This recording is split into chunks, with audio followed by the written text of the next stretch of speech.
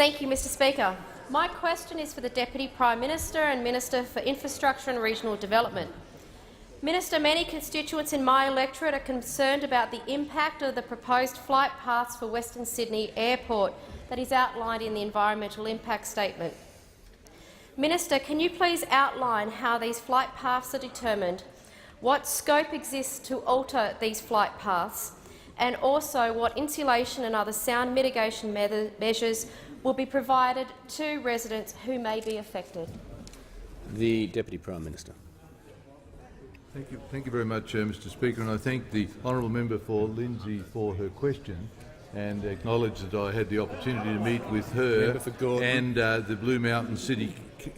Council, the Penrith Council earlier in the week, and also this week I've met with the member for Macquarie and the Blue Mountain City Council, and indeed also some members opposite. I won't mention their names to protect their reputation, but it was good to have the opportunity to talk to local communities about their concerns about the environmental impact assessment for the Badgerys Creek Airport, and to talk particularly about noise issues and how they can be addressed. And I can certainly confirm to the honourable member that the flight paths that have been included in the draft environmental impact assessment are indicative only. They're a proof of concept. They demonstrate that it's possible to manage aircraft movements around the Sydney Basin and accommodate the arrivals and departures from the Badgerys Creek Airport. But the flight paths themselves will only be determined as a part of and include a new environmental impact assessment sometime much closer to the time when the airport begins operation, probably about 2022 or 2023. And it's in that context that the issues associated with the management of noise and the routes that aircraft might take will effectively be considered. Now, for instance, it is a part of this plan that all the aircraft will converge over the community of Blacksland, but the EIS itself acknowledges that that is merely indicative and that convergence path could be moved in up to 5